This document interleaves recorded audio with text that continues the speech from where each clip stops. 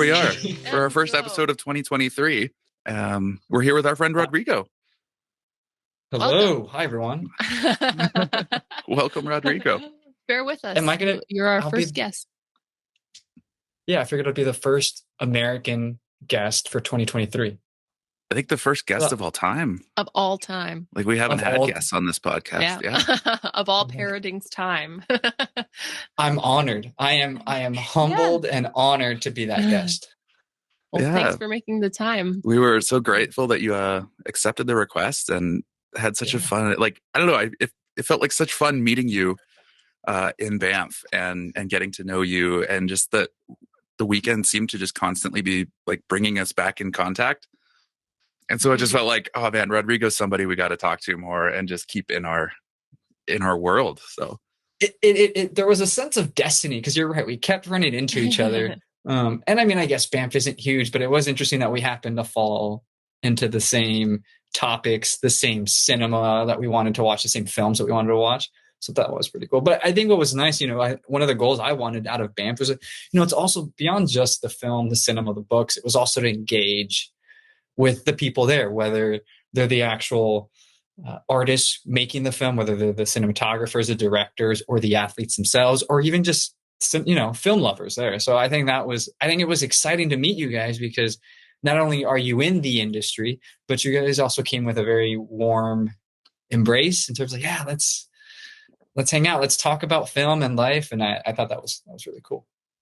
Oh, thanks. Yeah. It's totally such a part of mountain culture. I feel like that just openness to connect with people, because you're all there for the same, I guess, love, like of outdoors and of being in the mountains and sort of exploring yourselves. And it provides that provides the stage in which we can all kind of come together and have that conversation. And so I think that's what was really exciting. That's the beauty, I think, of that film festival, is that even though you're there to see film, there's so many opportunities to engage with people and talk about exciting, but sometimes uncomfortable topics. So I thought that was. Yeah. Which had me interested. I don't know, forgive me if we had asked this during dinner, but like, what were some of your favorite films of the festival? Oh, that's a tough one. That is, exactly. There were many. It's funny because one of the films I really wanted to see, and I don't think you guys liked as much, but I think the reason I liked it was because it was an extreme take on on bike packing, but the Balkan Express. Yeah. Right. Yeah. You guys, and I think your criticisms towards them are absolutely valid. And I see the point you're making, that you're right. It wasn't, the storytelling could dragged in some cases with the film, but I think what I found so exciting was it was an adventure in and of itself. And so it provided a new perspective on something I would have never considered. And I think that's why I thought, I would never have thought of the idea of taking a route like that with skis in tow on a bike, while you're at it and continue biking. I think that was a really cool concept. I think we can all agree that Fire of Love was an incredible film. Oh, by far, like, gotta be one of my favorites. Yeah. My mom loved it too. She went and watched it after, because it's on Disney Plus. That's right. It's funny. I ended up sending an email to a bunch of my entire office, and I told them, you have to, because I work amongst geologists and engineers, and so I figured there would be a great appreciation for the film. And I think for me, what I really enjoyed about the film was that even though it was a film about a technical subject, the producers and the videographers and cinematographers found a way to make it a lighthearted, enjoyable but sad, emotional film. And I think that's what makes it so unique. It's a film that it wouldn't have to be at the Banff Film Festival. You could easily put that on the main screen. And I don't think you have to be a geologist or someone who has any appreciation for volcanology to enjoy the film. And I think that's what made it such a great film, is that it can attract a variety of audiences. And that was really cool. What other films? I had also liked. What was the other ones? There were several. There was the one. I think what's hard is remembering the titles of all the films. Yeah. Oh, for sure. There was a lot. There was the one that, it was long, and it followed this Australian on his transformation, both physically and I think mentally and emotionally, and how that, I guess, his healing, because I think it was, I didn't realize this up until nearly the end of the film. And I mean, there were some nuances throughout the film that you kind of started to connect the dots, but he was transgender. So it documents his transformation into, he from she to, to embrace how he thought he should identify. But also he covered a really sensitive topic on this impact of mining and how it impacted. I'm trying to remember the name of the film, but it was like Dirty Water or. Do you remember what I'm talking about? I don't think we saw that one. Yeah. I wish I had the. It sounds interesting. That one was a very interesting film. I think it touched on a lot of topics, and intertwined them really, really effectively, I thought. So. Yeah, probably brought in again another new perspective to everybody out there with such a deep story. And it seems like that's where the Banff Film and Book Festival is trying to go. Is I think you had made this comment on. I heard, I am a listener of the podcast, and you made this comment that Banff is really trying to expand beyond the very traditional winter sports. And the very, and embracing the many cultures, the many ethnicities, many skin colors that are involved in what is fair to say a sport, a field that covers many languages, many cultures, and I think it's nice to see Banff embracing that. I think, and I'm excited to see where it goes. Yeah, well, it was something I think that came from Brian and I's first visit to Banff, and we went to a chat that National Geographic, some people from National Geographic were putting on, and they were talking about the kinds of stories that they're interested in acquiring. They were saying, it's no longer like interesting enough or compelling enough to have like a first ascent or a, just sort of this basic layer, I guess, to it of like, here's what I accomplished in the sport. They're like, no, people are interested in that layer deeper. Who are you as a person? What motivated you to try this? What was the, I guess, evolution of your psyche or your consciousness or your understanding of self that happened through this process? Like there's always something more. And I think, did you see the one that was, I think Beyond Bagby?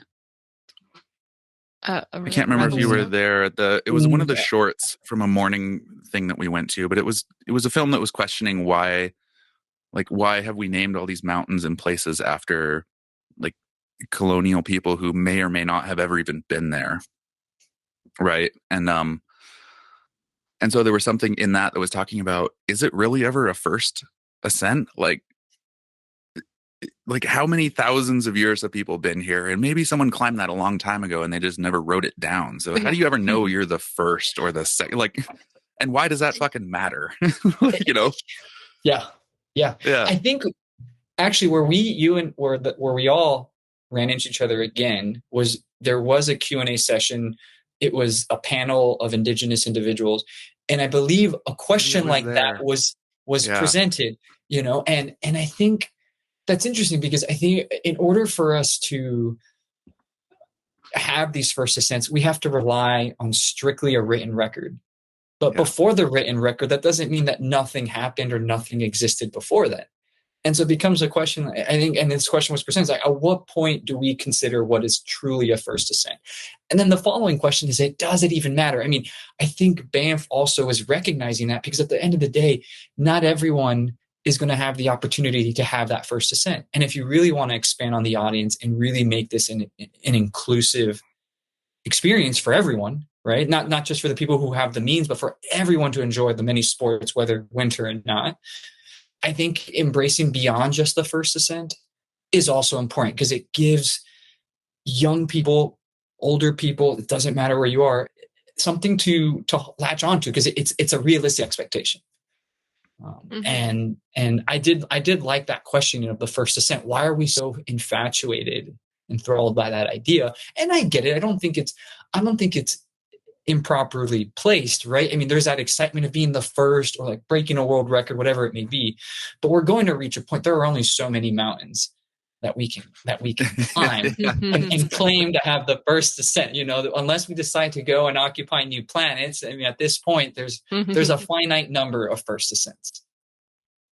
Yeah, or even reframing it, I guess, as like, this is your first ascent. It's not like the first ascent of this mountain, but it's like, this is the first time I attempted this, and like, that's a great reframe, right? Of just saying, cool, like, I'm sure thousands of other people have done this. Here's my approach, and here's why I decided to do that. Here's what happened to me through that process. Like, that is endlessly fascinating, even if you're listening to 100 people climbing the same mountain, Exactly. I agree. And I think there's also a new, I think you're alluding to what you're alluding to makes a good point. It's the shift in perspective, meaning, and you see it like in a perfect example. For instance, I'm sure you guys have heard of Alex Honnold, that, quintessential climber. What's changing, he's first ascended many climbs, and many climbers have tried to beat him. But now there are other variables at play that can at least allow the next generations to challenge themselves. It doesn't have to be necessarily the first ascent, but who can do it faster? Who can do a more interesting route? Who can accomplish more in a shorter period of time? I mean, I think we're embracing a little more flexibility and not focusing on one specific accomplishment, right? And I think that's what keeps it exciting. Yeah, absolutely. And his involvement with the sport, like, have you seen the one, oh shit, what's it called? I just watched The Alpinist? No, but I heard it's really good. Yeah, but he makes an appearance in that. And that's what was so cool, is because this kid up in Squamish, like, crushes Alex's record of climbing up. I think it was, what is it? The Chief? I think the mountain there. And so then Alex is like, nuh-uh, I need to have that record. He like comes back up to reclimb it to beat this kid's new record that beat his, and like, but seeing that, I guess the community of it, right? Where he recognizes, cool, I got the record for now. Somebody might come along and break that or challenge it. And I'm going to go back and see if I can, like, beat that. And like, it's a fun narrative to continue, right? Where you're like, sure, the record holds just for now. Yeah. And that's, like, and that's okay. Enjoy that moment, right? And actually, I misspoke. I totally did see this movie and I loved it. And the reason why I loved it was because it challenges the notion that with first ascents, with these major accomplishments, comes significant notoriety. Or if you even want that notoriety, I think that's what I really appreciated, is that here's this Joe Schmo, for the lack of a better word, but he's just your average Canadian, and yet to the untrained eye, he's the average Canadian, but he is an accomplished climber. He's done incredible things, but no one's heard of him, right? And I think I love the way that film captured that, is that there's the Honnold, who, not to necessarily say he's doing this to be a celebrity or the notoriety. I mean, he is an incredible climber. It's funny, I used to climb at the same gym that he's climbed at, and I've been in close proximity to Alex, and he is such a down to earth, easygoing guy. So by no means, just because he's well known, he's somehow above us all. But I think it was interesting to see this other athlete who he had the opportunity for the luxuries that come with it, the money, the fame, the sponsorship, and he saw no interest in it. And so that's what I really appreciate. It was a different perspective. Like, here's another very accomplished athlete. He has done a lot, but it's not your typical mold. He's just wanting to do it for the love of the sport and live his own private life. And that's it. Yeah. Yeah. Because I mean, in multiple points on that film, I mean, they lost him. The crew, the film crew, the producers. He's like, I don't want to do, like, I'm going to go do my own thing. And that's just talk about authentic and genuine. Like, that is who he is. And I really enjoyed that film. I thought that was a cool film. Yeah. Well, I remember seeing it because I saw it in the spring this year, and it was just after we had moved to Calgary. And, he's from Chilliwack, which is was 30 minutes down the road or so from us, or maybe like 45 minutes down the road from where we were living in Langley, just before we moved to Alberta. And then seeing that he had come up to Canmore, which, was just down from Banff, and was doing a bunch of ice climbing and stuff. And I remember like that felt so cool to say, wow, here's this guy who's outperforming some of the best world-class athletes in his sport. And he's like been living where I've been living this whole time. Like, I don't know who's, because I don't know, I've kind of felt like wherever I've lived, like wherever I'm living, it's not a I don't know, it doesn't feel special, right? It always feels like there's somewhere, like, New York has the talent, LA has the talent, Austin has it, like there's always somewhere else that has the people who are doing the big impressive things. And I think seeing that film, it was so fun to realize, holy shit, there's people like just down the fucking road from me who are just outperforming the guys on the TV. So what you're basically saying is Calgary is very underrated, is what you're implying. Well, even Vancouver, and not even Vancouver, because he wasn't in Vancouver, right? Like he's out in Chilliwack, which is kind of like a nowheresville in a sense, in like regard to Vancouver, and even Squamish, where like it's a world-known climbing place. Yeah, but it's kind of nothing. Like it's the shadow of Whistler. It's where like the people who work at Whistler live. Yeah, but not like So it was fun to me because he had such deep roots in these areas that so many of the people who live and, I guess, what do I call it? Like the kind of person who really pumps themselves up, pumps their ego up. They want like that specific area code, that specific address or whatever, they would disregard these places really quickly. So like, oh, that's not like a place to be. And yet here's this guy who's just crushing world records left and right. Who just lives in those places, in those in-betweens, those kind of nowheresvilles. Yeah, I think that's a good point. And it's interesting he's managed to stay. I think, frankly, the biggest, not the biggest, one of his accomplishments is the fact he's managed to stay under the radar that long. I mean, he's breaking records of some of the most well-known climbers, and yet he still flies under the radar. And obviously that's a choice. That's what he wants. But it's still interesting because with all his accomplishments, you would think every brand, everyone is trying to meet him and bring, so to speak, bring him on the team, whether it's any of the big name brands. I think I admire that. I do admire that he wants to go his own road, and you have to just respect that. Yeah, totally. Cool. I think that's cool. Yeah.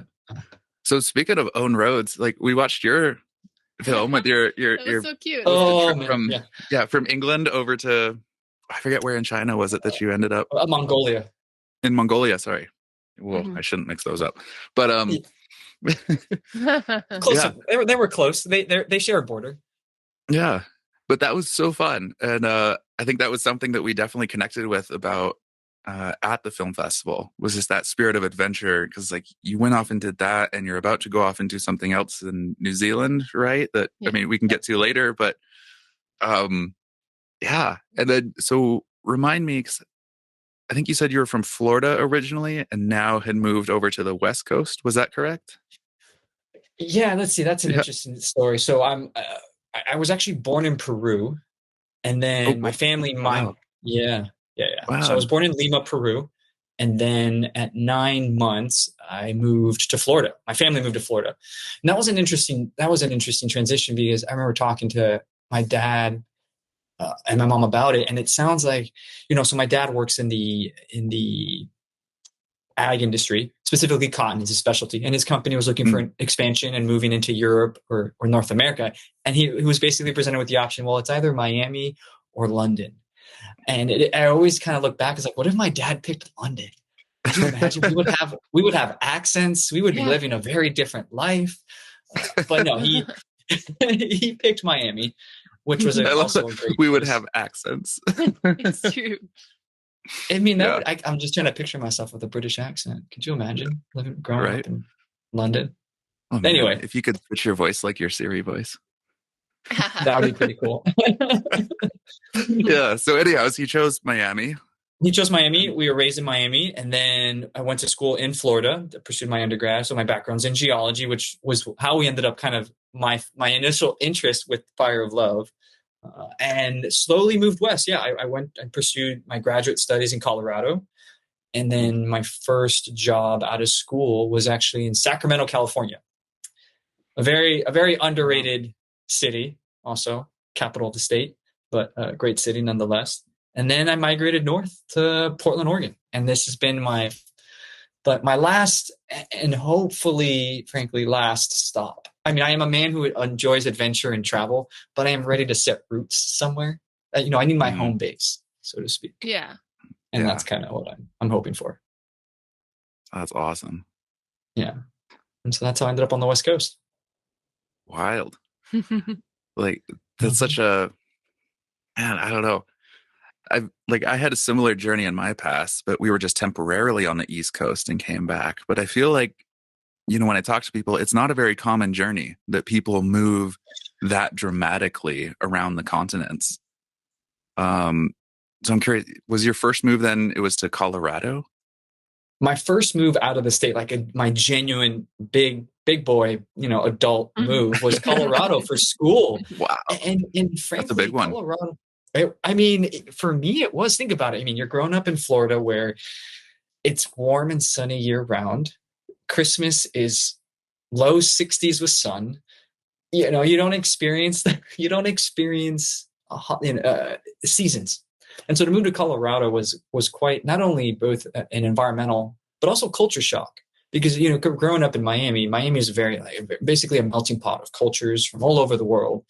And primarily there's a lot of migrants from South America. So you have basically every country you can think of in South and Central America represented there. And so when you move into Colorado, it's very much a different group of just people in general. And I think that was interesting, being this guy from Florida, from Miami, moving to Colorado. That was, that said, I fell in love with the state. The people are very welcoming. They're very outdoorsy. I mean, they find every and any opportunity to be outside, which I inevitably ended up embracing, and really enjoyed my time in Colorado. Yeah, but that was, a lot of growing up took place there. I was in graduate school, so trying to finish my master's there and figure out what I wanted to do with my life, and then trying to find my first job out of school. So I think that was an experience for sure. It was definitely an experience. Wow. How long were you there for? Only 2 years. Only 2 years. Wow. Only 2 years. Yeah. So I wanted to stay. And when I was looking for work, I happened to find a great, a job at the time with a firm in Sacramento, which was what brought me to Sacramento. But otherwise I could have, the university I attended, the Colorado School of Mines, is right in Golden. So it's right along the Rockies, right in the foothills of the Rockies. So, I mean, I can bike and go climbing in 10 minutes. Or, Breckenridge and some of the big ski resorts are a 30-minute drive. So it was such a great place for home base because you had great access to the outdoors. And I think also conveniently, you lived right across the street from Coors Brewery. So that was right. Cold as the Rockies. Yeah. Cold as the Rockies. So they say. Yeah. That was my high school beer pong beer. I think it was a lot of people. I will say, I have a soft spot for Banquet. You don't see it a lot. It's the original Coors. It's not Coors Light. But Banquet, if you have to go for a cheap beer, Coors Banquet is the choice. Yeah, in the yellow cans. Those are good. Yep. Mm-hmm. Yep. We're cheap beer aficionados here. Yeah. So wait, what is the cheap beer of choice? Oh, right now they've had these 8 packs of Rainier on sale at the liquor depot. So, beer here in Canada is quite expensive. So like an 8-pack of Rainier is 12 Canadian dollars. And, I find that quite shocking coming from the States, where I feel like you can get a case of Rainier for like 15. So I guess that's true. Now that you're saying that, now that we're talking about, you're right. Like Rainier, because we have, Yeah, so that's become part of my, I guess, love for cheap beer. And I don't know. I like to just drink like a table beer. Like in Europe, there's a lot of beers, they call them just table beer, where it's it's just a generic pale ale or a Pilsner or lager, something it's pretty basic. And they just call it a table beer. I'm like, that's funny. That's what I'm about. I like that. Just give me that table beer.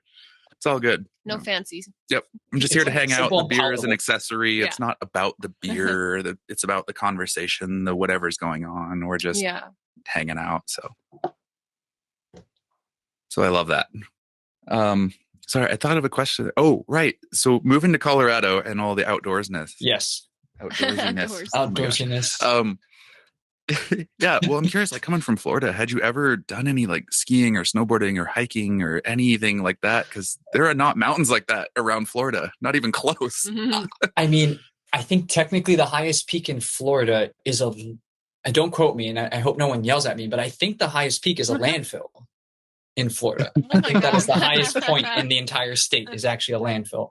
Or one of the or a bridge. I'm not sure. But yeah, there are no natural features like mountains in the state. That's funny. I mean, it was for the lack of a better word, I think it was mesmerizing. It was nice to see such a change in the landscape that, otherwise I'd never really, I mean, yes, I traveled when I was younger and lived in Florida, but to actually be in it and live in it and enjoy what comes with that was great. That said, and I'm so sad, but in the 2 years that I lived there, I never went skiing once at all. Yeah. And here's the reason. I mean, keep in mind, I am a graduate student on a graduate student salaried RA ship. So money was tight, and skiing is by no means a cheap sport. Coming from Florida, I don't have any of it. I don't have none of it. And I think I instead embraced more of the summer sports. So actually I really took on climbing, and climbing became a really big passion of mine when I was out there. That was a lot of fun. And then I've been an avid runner for as long as I can remember. So I just embraced the trail running in Colorado. And I think that was what was really exciting. In Florida, most of the running I did was road running, beach running, which beach running is nice. You just take a dip in the nice, incredible Atlantic Ocean. Sure. But mountain running, trail running was a whole totally different experience. And I even did it in the winter in the thick. Like I remember buying snow specific shoes. I would be running with like snow ankle deep. And that was a lot of fun. But I loved it. It really, I mean, I was always someone who liked to be outside and enjoy myself, but I think Colorado really shined a light in something maybe I never really experienced and fell in love with kind of the outdoors. Have you been back since? I have to visit some grad friends and just to visit Colorado in general, but it's been a while because most of my cohort from school has already moved. Actually, coincidentally, a few of them live here in Oregon because a few of them were originally from Oregon. So it worked out kind of nicely. Nice. But yeah, I mean, well, then there's COVID. So COVID kind of complicated everything, but yeah, it's been some time. That's awesome. And then, so the jump to Sacramento, that was for work. And I don't know, is there mountainous stuff around Sacramento? Like, I don't know much of the geography around Sacramento. That's a great question. Immediately near Sacramento, no. But I think this is why I love Sacramento. Sacramento made for a great home base. I mean, I think it's fair to acknowledge that living in California is expensive. And especially most of the metros, whether it's San Francisco or just the Bay Area, Los Angeles, Santa Barbara, San Diego. I mean, you can name it, and it's a very expensive state to live in. But Sacramento was affordable. It was, considerably, even though it is the capital, it was a smaller city than some of the other major metropolitans.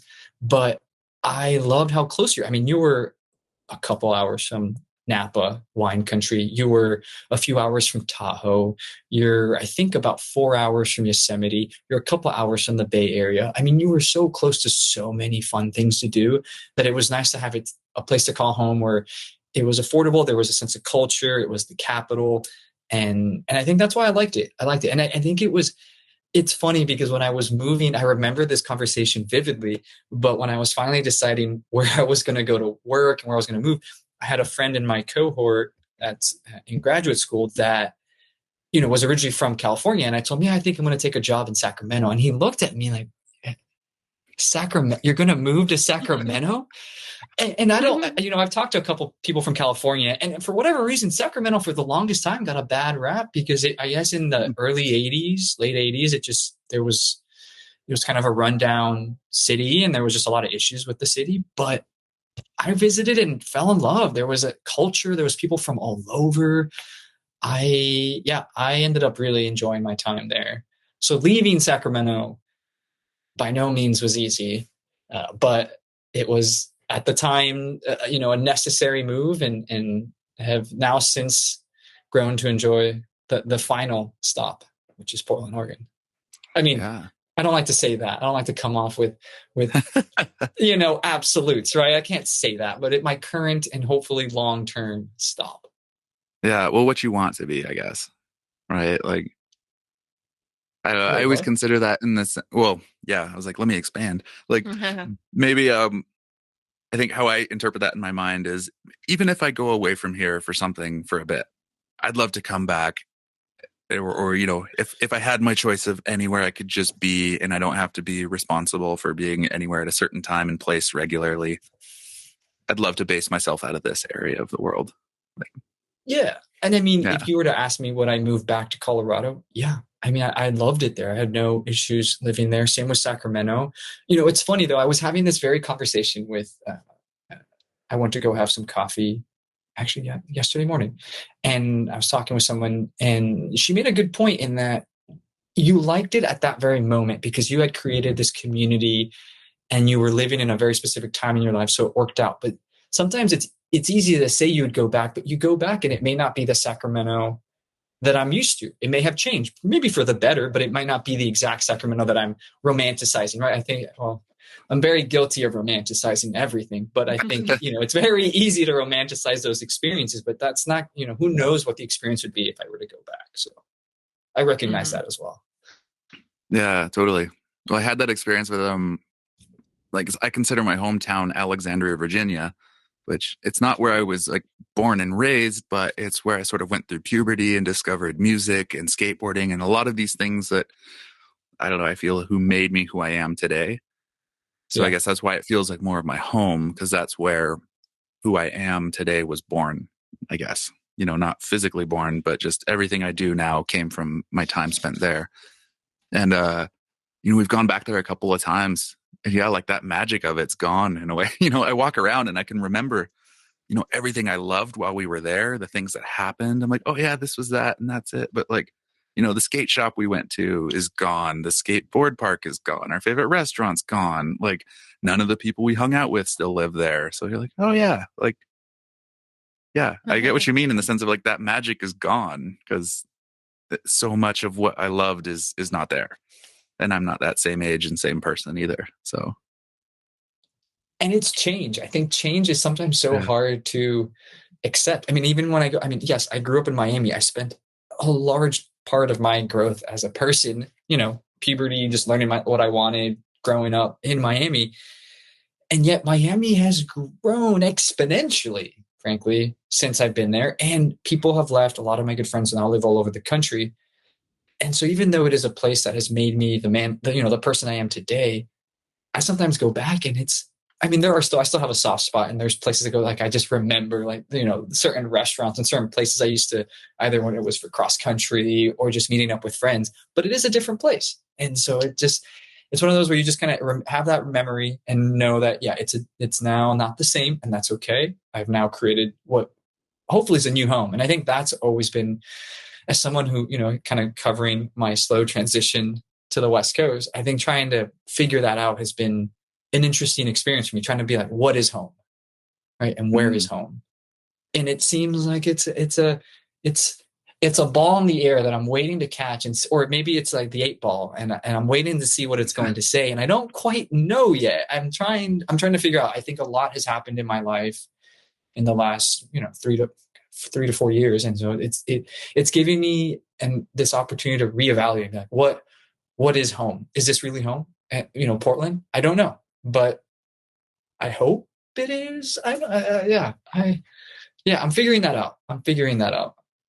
Yeah, it's a constant process. And well, it makes me think too of like when we went to Oyama, where you're from, for the first time, and like I don't know if I've ever asked you, like, how was that going back after so many years of not being there? And then it's weird because Oyama's always been a touristy town, but now it looks exactly like a touristy town. Like have really catered to the tourists more so than it used to be. So coming there, I just feel like a tourist now. Until I go, and talk to my old boss or a couple of other people, and then I'm feeling like, oh yeah, like this is home. I still feel like it is home, but I also just feel more like an outsider now because they're welcoming more outsiders than people that I grew up there with, like nobody else is there anymore. Yeah. But yeah. And then they put a highway straight through the mountain. So oh wow. All right, which it kind of bypasses the town, yeah, so I guess, to explain for you. Yeah. You'd have to know it's there to stop there. So what are the attractions at Oyama? I mean, so what made Oyama? Oyama? Well, it's right between two lakes. There's like some resorts and camping. There's a zip line in Oyama now. They took out the old railroad track and put a whole trail in. When they built the highway, they took the old road to Oyama and made it like a boardwalk. So you have to go really slow to drive there, but it's mostly for walking. You could walk from one town to the other, biking and all of that. What else is in Oyama? Well, I'm thinking of what's around it, like, because Kelowna?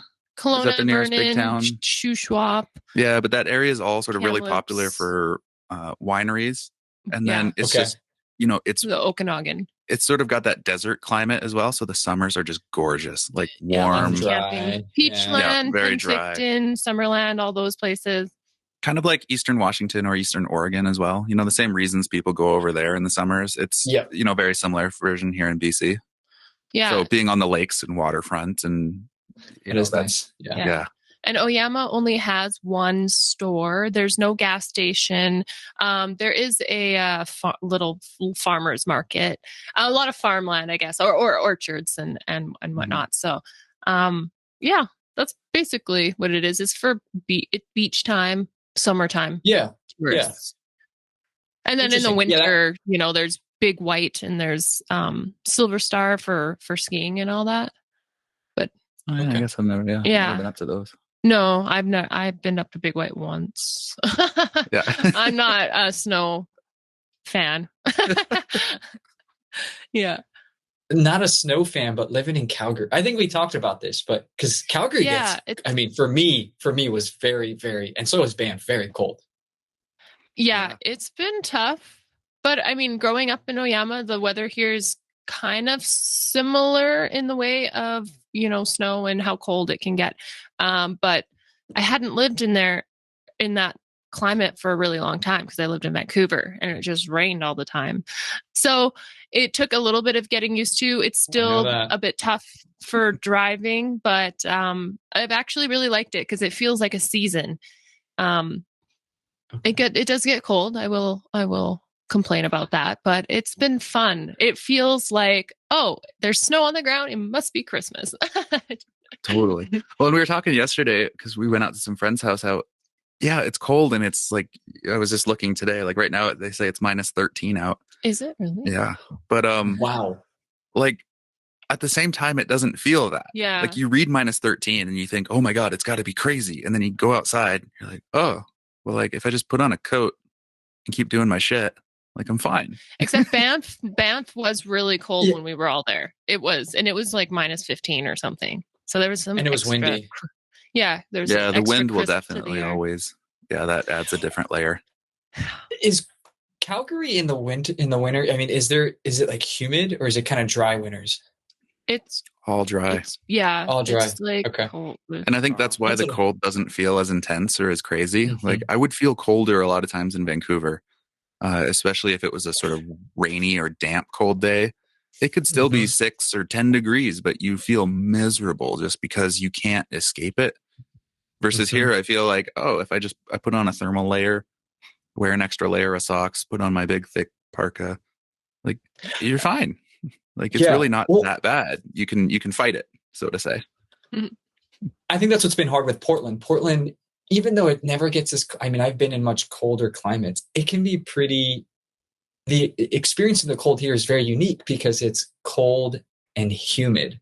So even though we're hovering, right now I think we're hovering in the low 40s, it's cold because like you have to have a jacket that's thick enough so that humid air isn't penetrating the jacket and coming in and just making you feel colder.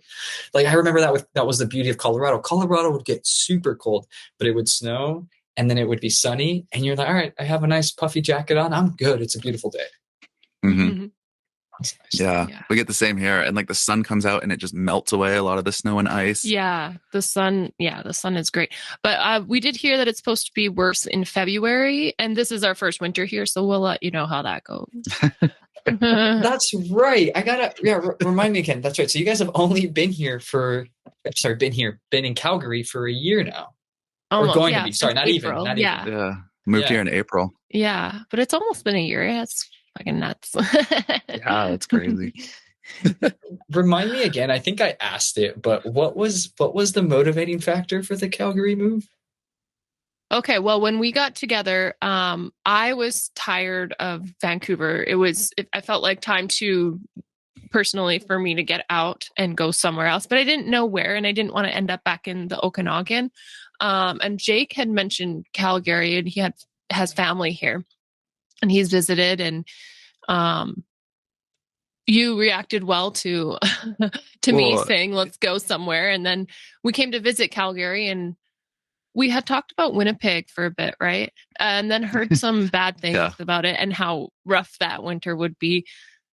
So we kind of crossed that out quickly. Yeah, Winnipeg, I don't know. What do I compare that to in the States? Like the Detroit of Canada or something? Like, okay. It's a place where there's about Detroit. Yeah. Yeah. I'm just thinking, there's a lot of like stabbings and murders and like just not a lot of great economic a lot of crime development happening. Yeah. So like, the more we looked into it seriously, I was like, I don't know. But I think I was having that similar kind of, I need to get the fuck out of Vancouver. I had grown up in Bellingham, Washington, which is just outside of, just 45 minutes south of Vancouver in the States. So different country, but like same area. And having Canadian family, we were up in Vancouver Island and around Vancouver for a lot of my childhood. So I kind of felt like I'd always been in the same place. And then having, I was working in the movie business, got burnt out of that, had my cancer experience. And I don't know, just everything around Vancouver as it got more crowded and just more stressful to live in, the more I felt like I was constantly reminded of this lifestyle that I didn't want anymore, all of this past that I lived that I didn't really love anymore. And I felt like, I need to get away from this for a while. Like maybe I'll come back. I don't know. But right now I know I shouldn't be here. I don't feel good. I don't enjoy it. There's nothing that I want to like wake up and go out the front door and see and do. I kind of just want to avoid it. So I don't think I should be here. Yeah. So that makes sense. Out. Yeah. Yeah. So it kind of worked for both of us. And, there was something about Calgary. I like we had no jobs, there was literally nothing lined up. We were just kind of like, I don't know. Feels like a cool place, good place to go to. And then we bought a house. A lot of awesome. And then you bought a house. And then now it's like for sure you are staying here. Yeah. Well, the nice thing is too, we knew that this was going to be a stepping stone. So this isn't necessarily our last stop. So buying a house was just, we can rent it out or we can have it as a house, someplace to come back to when we are done our travels and whatnot. So. And it seems like a growing neighborhood of Calgary where it was like, okay, the property values seem to be going up. So I don't think you'll lose money.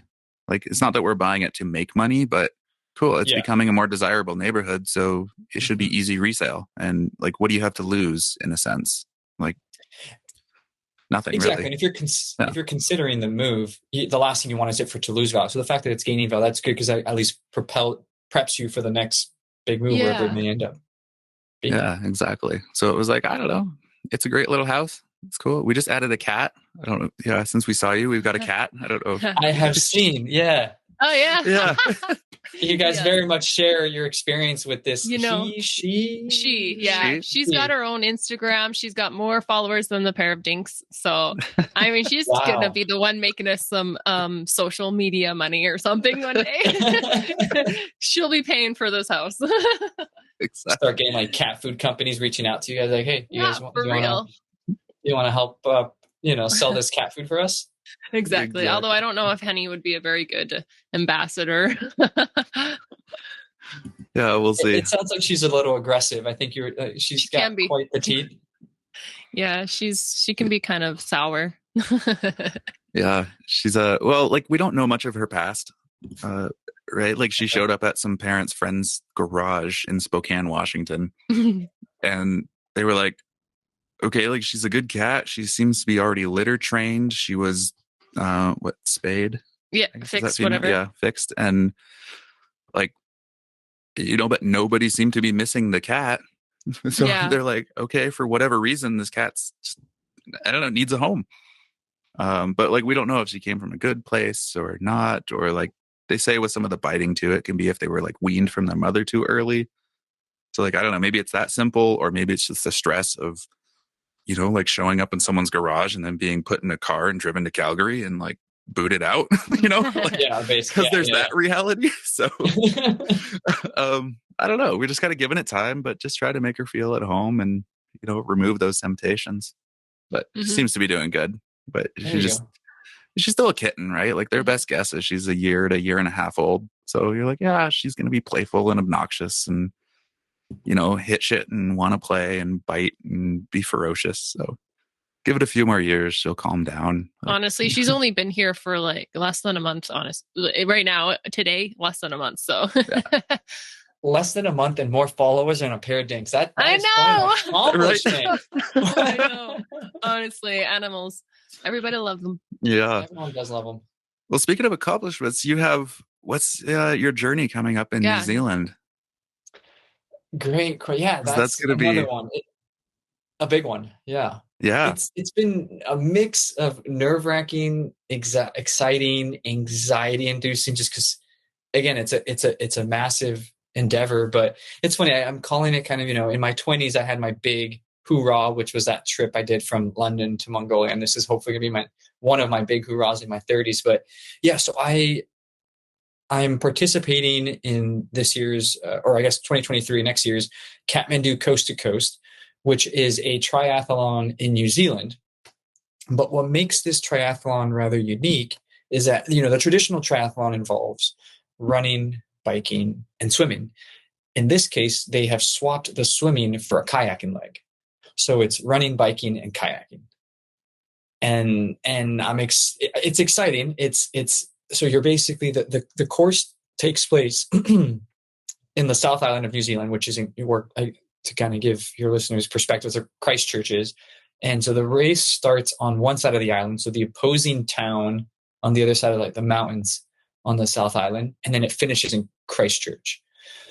And it's a total, I think I'm trying to, I should know this, but the total number of mileage is about 230 miles. And that's divvied up between running, biking, and kayaking. And yeah, it's going to be interesting. I've been training now for a while. I was originally supposed to do the race in the middle of COVID. So actually I was supposed to do it the February 2021. No, February 2022, right? Yeah. So COVID. Past year here. Past February. But because of COVID and the lockdown in the country of New Zealand, there was no way I was able to travel. So the organizers allowed all international participants to push it out. But I'm excited, and I think to kind of tie it all together, what we first started, the reason I'm doing the race was, oddly enough, I was motivated, encouraged by this film I saw at Banff. Actually, not in Banff. I saw it, when it was touring, and it was touring. The film was touring in Sacramento. It was touring in Sacramento. No. Actually, I ended up seeing it in Portland early on when we first moved out here. And it was a film documenting the perspective of two female athletes coming from two totally different backgrounds. So one was this, I wish I knew their names too, but maybe I can share it with you later. But one of them was this accomplished athlete from New Zealand. She knows what she's doing. She's won many races from a variety of sports, including biking and trail running. And then there was another athlete where she was, an older woman who had just finally beaten the fight with cancer. She was in full remission. And, her doctor had encouraged her to go do something with your body, go move and do something that makes you happy. And I think from the film, she had always wanted to try to push herself and try to do the Kathmandu Coast to Coast. So it was interesting to see both these incredible women, these incredible athletes, and from very different backgrounds pursue this endeavor. And after seeing the film, I felt very much that motivation to try and do it myself. And that's kind of what I'm doing. So how do you get into this though? Are there requirements, for being accepted to be a part of the triathlon? Yeah, no, that's a great question. I mean, so in essence, it's a small race. So in total, they only allow about a couple thousand participants. And so you really have to be on top of it to register and sign up. But even if you register and sign up, you're not guaranteed entry into the race. And so I guess one of the hurdles that most people have to overcome for the race, I mean, beyond being prepared for it, because if you do end up making it to the race, you have to meet certain cutoff times. And if you don't, you're disqualified and you can't continue the race. But one of the big ones before you can even start the race is you have to be certified to kayak class 2 rapids. And so you have to undergo training and certification by a professional who's licensed to certify you, and then present that to the organization, and to confirm with them that yes, I have undergone training and I can participate, or I can kayak in class 2 rapids. And yeah, that's the biggest one, and I've already checked that box. The training still continues because I'm still a couple months out, but I am now certified to do class 2 rapids on a kayak, which was scary. Well, to put it into context so that people understand who for those who are not in the kayak world like myself, because of the 3 sports, the kayak is my weakest leg, and the one sport that I'm still learning about. But class 2 rapids, I mean, think of them as a class 2 rapid is you're barely getting whitecaps on a river. Okay. Well, like how many classes are there? Well, that depends. But if you're looking strictly at like just rivers, at least in North America, I don't know how it applies in Canada. I think in Canada it's the same, but I think you can go all the way up to 6. Okay. Gotcha. But the breakup is pretty dramatic. Once you start to go to 3 and 4, that's a whole other game. I mean, those are so like 1 is the easiest, 6 being the hardest. Like, okay. Yeah. I mean, 6 is I think once you break 4, you have to be an avid kayaker to even consider those rapids, because otherwise the alternative is death, for the lack of a better word. And some of those can get very dangerous. And I don't think I'm anywhere near that level. So I'm happy and content with being able to do at the very least class 2. And so, now I guess from now till February, so the race is February 10th and 11th, 2023. It's just a matter of continuing the training, avoiding injury. It's the big one. And that's. Nice. Are you going by yourself, or do you have friends, family, anybody going to New Zealand with you? It's actually, the trip ended up being what I called it my Oceania trip, because it's not just a trip to New Zealand. It's to the entire, almost a good chunk of the region. So I'll be going to Fiji, New Zealand, Australia. And then I am making a stop, I guess, in the States in Hawaii, actually, with one of they just stopped there, and then on my way back to Portland. But I'm lucky and fortunate that I have 2 really good friends of mine who coincidentally both went to graduate school together and both decided to live in New Zealand. One of them actually lives in the South Island in Christchurch, and the other one lives in the North Island in Auckland. So they're going to be part of, because as part of the race, I'm required to have a support crew. And they're going to be my support crew. So I'm really lucky to have friends that already live in New Zealand. Yeah. And so to help me with this crazy endeavor. And then family, I actually do have family in Australia on both sides of my family. I have a lot of family in New South Wales, specifically, mostly in Sydney. So I'm going to visit some family in the process as well. Oh, nice. Awesome. Yeah. That'll be nice. Like close on the West Coast, I guess. Or sorry, that's East Coast of Australia, right? I don't know. East Coast, West Coast of the U.S. Yeah, but right. It's going to be a lot easier to visit. Yeah, you're Yeah. close. Yeah. My West Coast. What's been nice now living on the West Coast is that visiting the Australian family is so much easier. Yeah. Mhm. Well, and especially if you're going to be in New Zealand. I'm curious, like, what does your support crew have to do?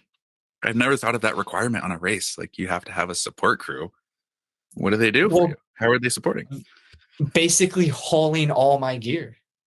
Oh, okay. Because right, You're because there's a total of so the race, like I said, it's divided between 2 days. So you have a total of 11, 12 legs, multiple cycling legs, multiple running legs. And so they have to Mhm. take your bike with you and all your running gear and even my kayak. They have to transport my kayak to the kayak leg. And then once I'm done, they have to take the kayak and continue on.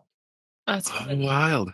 I don't know. Like, I totally would have assumed that's something the race would have handled. Like, I That never would have would been think you nice. as an individual participant, yeah, like have to organize all of that. I I don't know. can I guess you imagine could the do it either logistics. way, right? So, yeah. Yeah.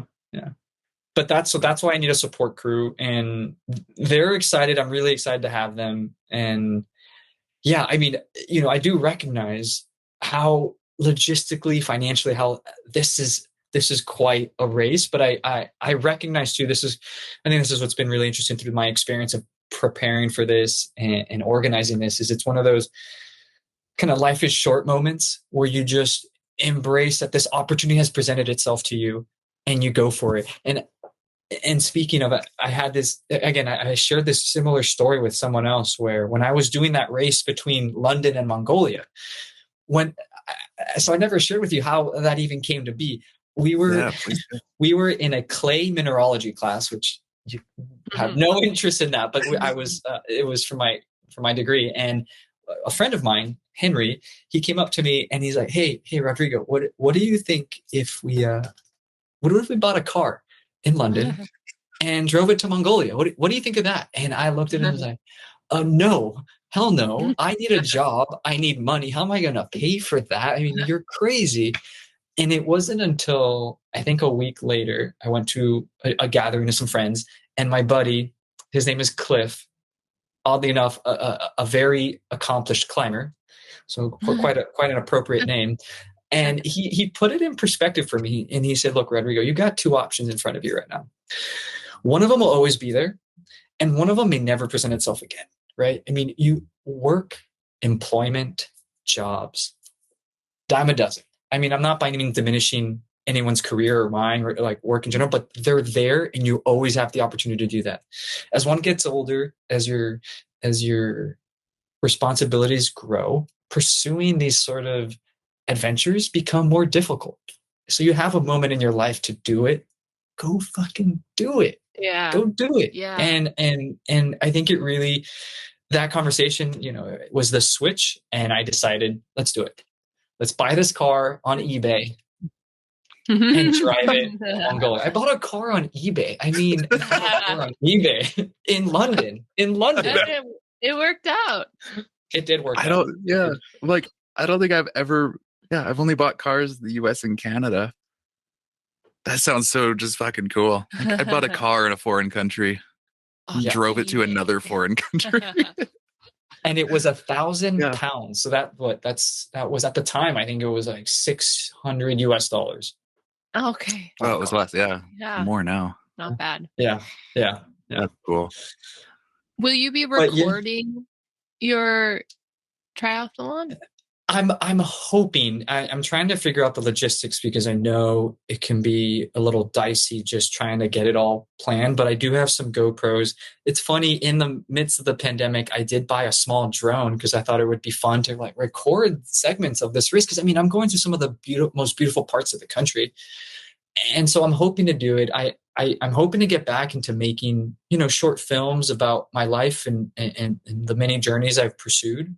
And so I'm really hoping that I can do that, but we'll. I mean, it's likely I'm going to do it. I want to put it out there. I'm going to do it because I think it would be an exciting journey to document and share with other people, and maybe encourage someone else to do something ridiculous. Yeah, 100%. And you have your support crew that can run that drone for you. Exactly. There you So you can take a little bit of pressure off there. Just a little bit. But no, I'm excited. It's going to be, the race is also one thing I've learned in the process of training for it.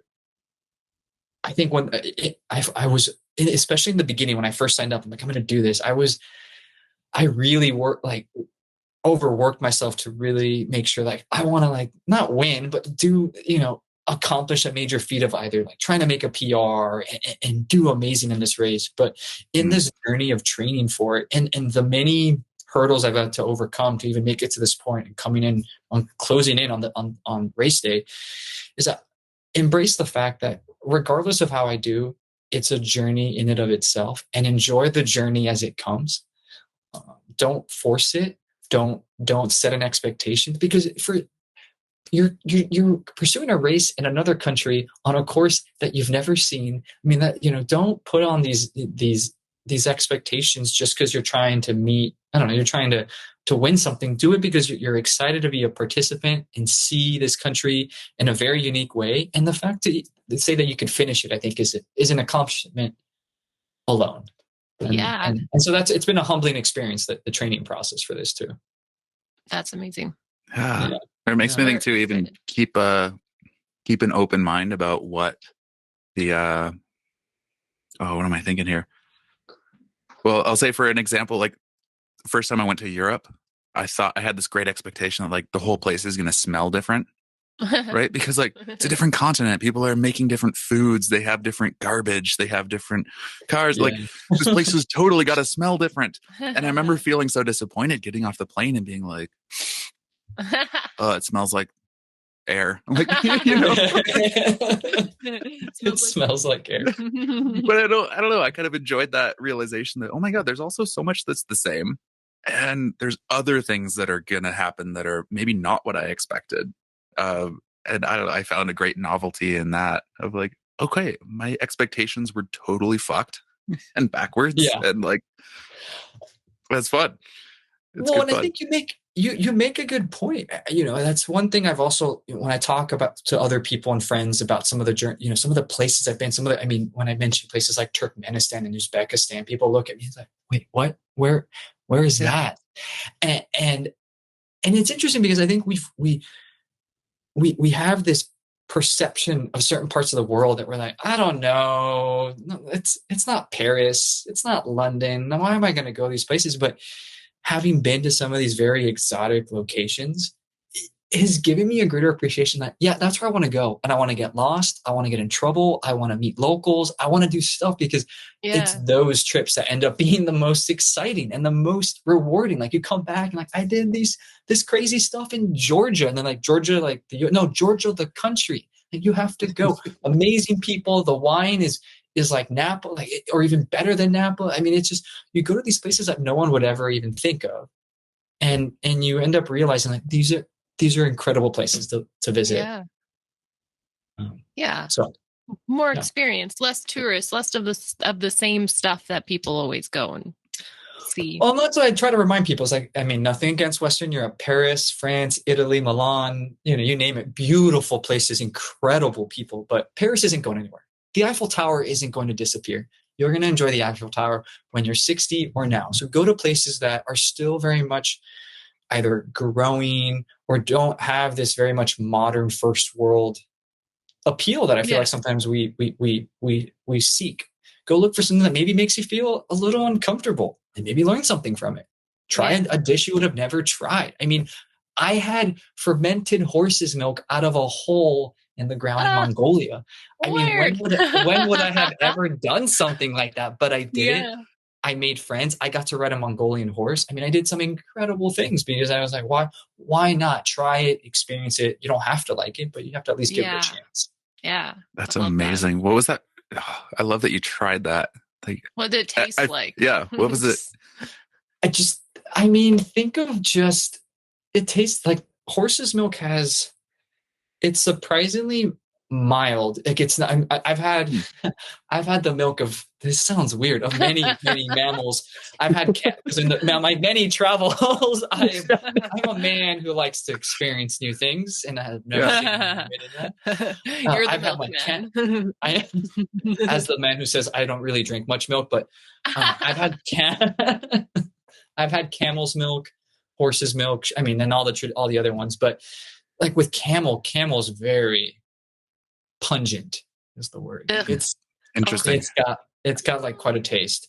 Yeah. But horse's milk wasn't too bad, but when it's fermented, it just tastes like, I don't want to say like eggnog, but it's got the consistency of like cow's milk, but it just has alcohol in it, if that makes sense. So it's like an alcoholic milk. Well, it makes me think of what's the one I had there was this Mongolian restaurant in Vancouver I went to once, and they had it was some kind of like fermented yak's milk tea that we had tried. And I was like, I was like, similar. I'm up for anything. I love trying new things. I'm like, I'll try it. But I remember this was one of those things where it just tasted like super salty milk. And I was like, this is just, no. Like, no. I'm sure somebody appreciates this. I'm not that somebody. Yeah. Not for me. Yeah. But that's weird. So I'm like, I don't know. I'm mixing together like eggnog and alcohol and milk in my mind. And yeah, it kind of reminds me of some drink my grandfather made with like brandy at Christmas time once. Like some brandy eggnog drink. Oh, brandy. I mean, I'm sure someone's made something like that. I'm sure. Yeah, I think that's what we had. So I don't know. Your grandfather makes That's interesting. I'd try it though. I don't think I've had horse's milk. Yeah, it's not something actually funny. I think I've seen it in the States. It's like you have to go to like the organic, very hippie, tiny markets that sell, I mean, everything and anything. But I mean, it's not like something I would go out of my way to drink again, but it was fun. I mean, I was enjoying it it was in a yurt right outside of Ulaanbaatar, which is the capital of Mongolia. And it was just these young kids who just, I'm trying to remember, they had a small herd of sheep. So I think that was their primary form of income. And they had a couple Mongolian horses, which was really cool. But yeah, they invited us in. And then I remember, I mean, we didn't speak Mongolian. I mean, that was the other thing that was interesting through that trip was that, I mean, the number of dialects that we had to attempt to learn was just unrealistic. So we ended up traveling with Google Translate, where you would just type it in, Google Translate, put it on the screen, and then you show it to them, and then they type a response, and it presents it in English to us. But I remember they had us sit down, they had like a stew for us, and then he opens this hole in the ground. He gives us all cups, and he just gets a ladle and just like, here you go. And you're just like, I guess we're drinking it, guys. Yeah, right. It was. Okay. Because I mean, it's just a bunch of bacteria in there, just fermenting this. Yeah. So it was a little warm. It was a little warm. Yeah. Well, that's fun. Yeah. Well, it makes me curious in a way of like what that would be like going from London to Mongolia and the language barriers that you encounter along the way. Because there's so many languages. Like that's always what intrigues me about going through Europe, where you feel like you're not going anywhere, but the language and cultural changes that happen in such a short distance are extreme.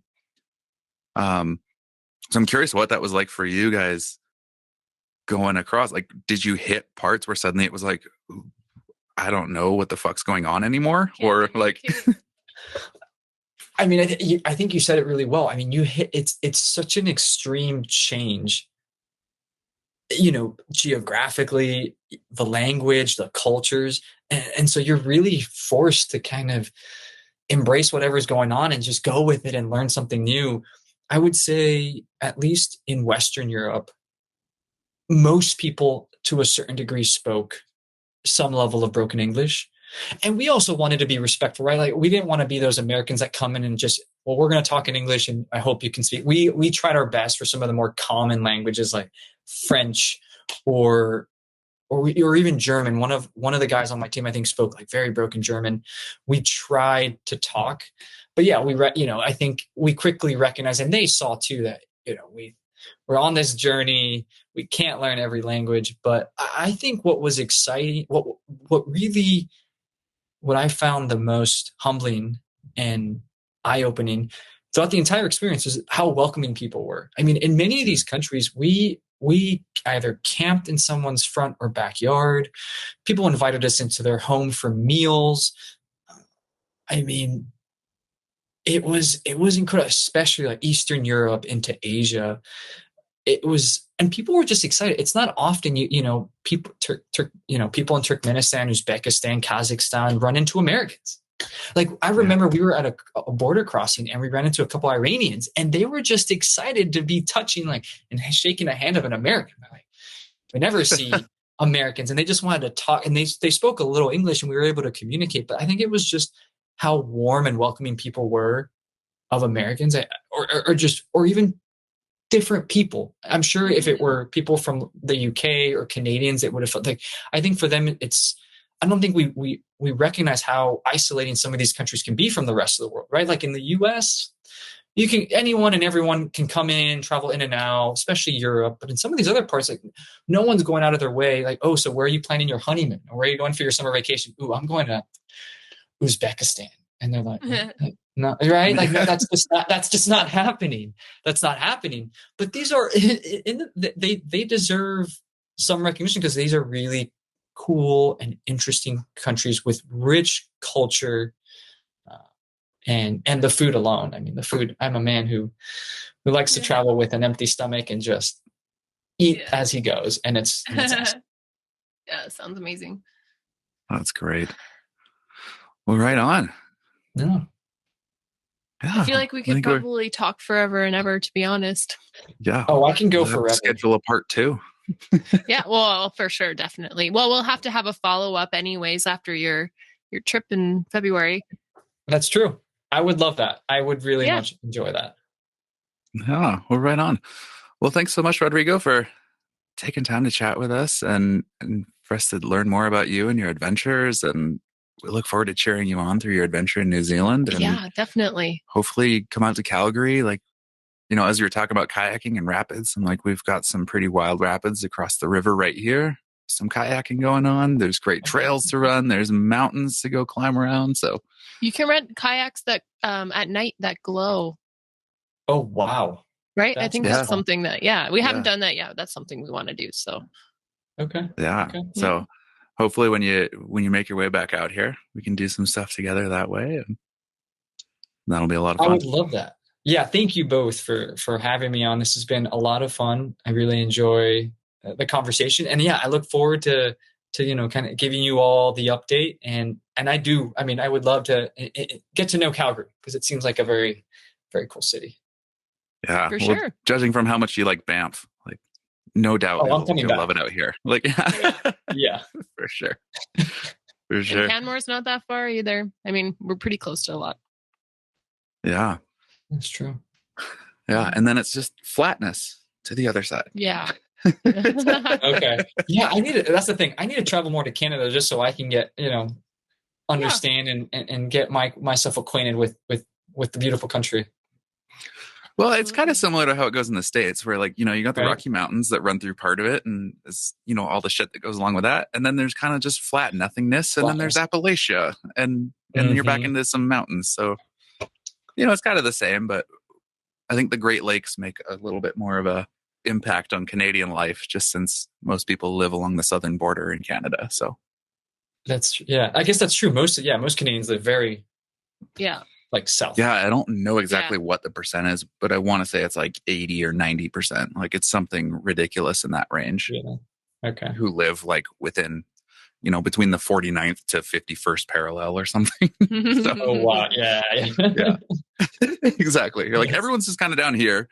And there's a bunch of people that live up there, and we send them some shit, and I hope they get along. That's funny. Seems to be how it is.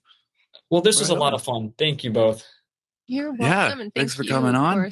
We look forward to hearing the updates, and let me know if there's any way I can support you from the filmmaking side of, capturing that journey. Like that sounds like a great tale that needs to be captured and retold. So. Absolutely. I would love to share some of my ideas and thoughts with you for sure. Yeah, I'll be part of your support crew, but the remote support crew. Yeah. I can't carry the kayak, but anything else. I'll take it. All right, cool. Okay. And enjoy the rest of your day. Yeah, you too. This nice gloomy day in Portland. But yes. Yeah, it's about dark here now. It's okay. it's sun setting. Okay. Right on, brother. Okay. All right. We'll talk again soon. Yeah, we'll On talk again Instagram. soon. Okay. All right. Bye. Bye. Bye.